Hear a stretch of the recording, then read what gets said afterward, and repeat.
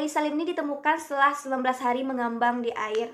Dan air tangki itu dikonsumsi oleh penghuni hotel yang berada di hotel itu. Aku mau cerita. Kalian kebayang gak sih kalau kalian itu mati, terus gak ada orang yang tahu kalau kalian itu udah mati?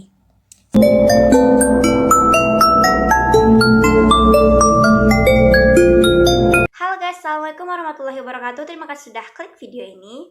Nah, aku udah lama kali nggak menyapa kalian para subscriber aku. Jadi di video kali ini aku akan membawakan materi yang begitu unik dan aneh, yang mana kita kali ini akan membahas penemuan jasad-jasad paling aneh yang pernah terjadi. Kematian adalah satu hal yang pasti yang akan dialami oleh kita semua, aku, kamu, dan semua yang menonton video ini. Kematian itu biasanya akan ditangisi oleh keluarga terdekat, baik teman-teman ataupun orang yang pernah kenal dengan kita. Tapi tidak semua orang mati diketahui oleh orang-orang terdekatnya. Ada juga orang-orang yang mati tanpa diketahui oleh satu orang pun. Penemuan jasad di tempat publik itu memang menarik perhatian banyak orang, yang mana kebanyakan dari mereka itu mati akibat kecelakaan ataupun pembunuhan. Namun ada beberapa kasus penemuan jasad manusia yang ditemukan di tempat-tempat yang seharusnya tidak ditemukan, sehingga jasad itu ditemukan dalam jangka waktu yang panjang seperti berbulan-bulan ataupun bertahun-tahun. Nah, di video kali ini kita akan membahas penemuan jasad yang paling aneh yang pernah terjadi. Lift yang biasanya berada di kantor, kampus, atau di mana saja bisa menjadi tempat kematian untuk kita semua, seperti gadis ini yang bernama Wu, yang mana sekitar tahun 2016 lalu, petugas pemeliharaan lift di kota Xi'an terkejut oleh penemuan jasad yang berada di dalam lift.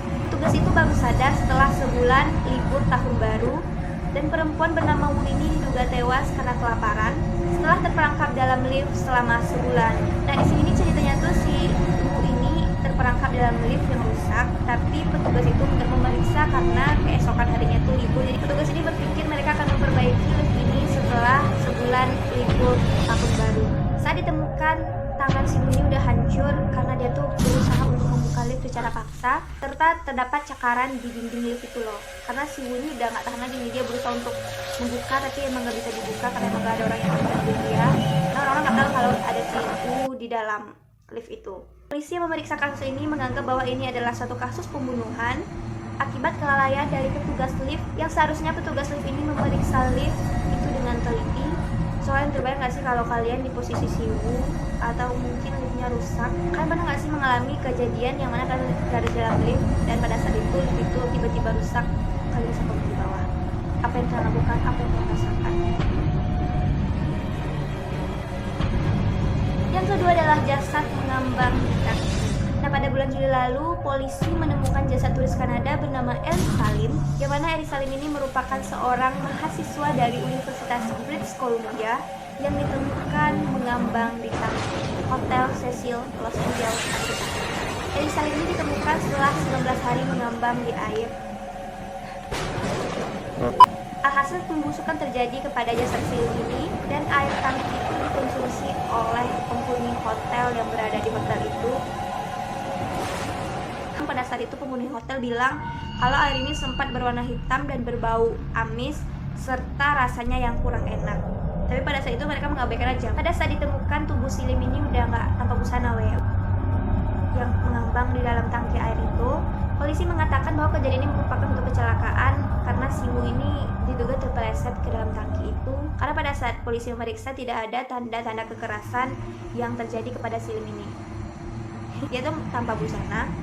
Gak mungkin dia tuh tergelincir, ngapain dia ke balkon cuma untuk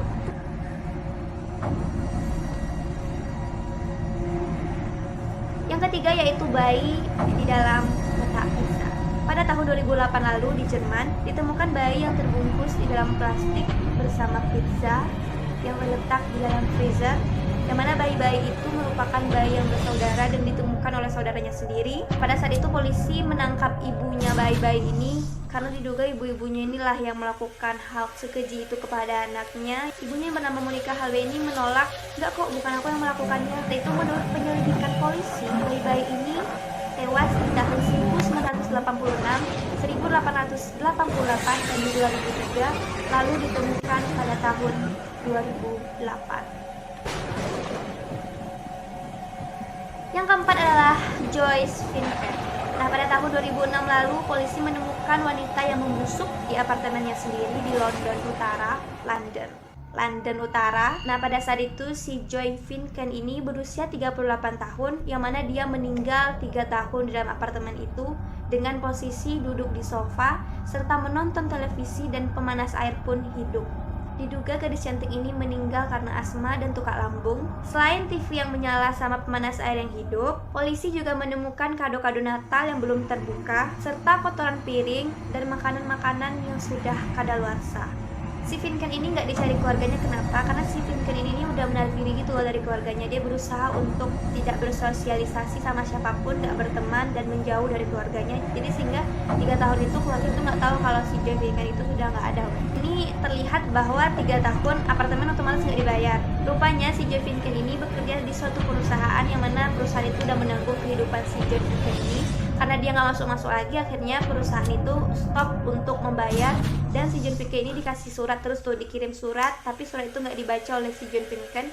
Dan pada saat itu polisi berusaha untuk mendobrak apartemennya itu, dan ditemukan si John Finken udah nggak ada. Karena si gadis ini udah nggak keluar kamar lagi, udah nggak keluar dari apartemennya lagi, jadi orang-orang ini mengira bahwa si John ini memang udah nggak ada lagi tuh di dalam apartemennya itu. Diduga apartemennya itu emang kosong gitu. Tetangganya juga bilang kalau mereka sempat sih cium bau-bau yang udah aneh gitu, udah amis dan bau gitu, tapi mereka tuh berpikir bahwa itu merupakan tempat pembuangan sampah. Tempat pembuangan sampah itu nggak jauh tempatnya sama apartemennya si Finken. Itulah gunanya kita tuh harus bersosialisasi dan dekat sama keluarga. Dari kasus si Joy Finken ini kita bisa sadar bahwa itulah gunanya kita bersosialisasi, karena kita tuh makhluk sosial yang butuh orang lain. Ya, menurut kalian gimana? Kalian bisa komen di bawah. Yang terakhir adalah Hedvika Govik, seorang wanita tua yang ditemukan setelah 42 tahun di dalam rumahnya. Tetangganya itu baru sadar bahwa Hedvika Govik ini udah meninggal sejak 42 tahun yang lalu.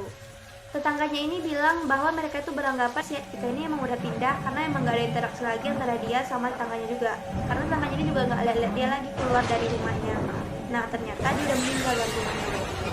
Polisi mengatakan bahwa Hedvika Govik ini meninggal di tahun 1966 setelah menonton film terakhirnya yang berjudul The Next Balls. Jadi gimana menurut pendapat kalian? Apakah ini sesuatu yang sangat mengerikan? Menurut kalian mana? Kalian bisa komen di bawah. Dan di antara penemuan-penemuan jasad tadi, jasad mana yang paling sangat-sangat mengerikan menurut kalian? Kasus mana yang paling sangat kemungkinan itu akan terjadi sama aku? Kalian bisa komen di bawah.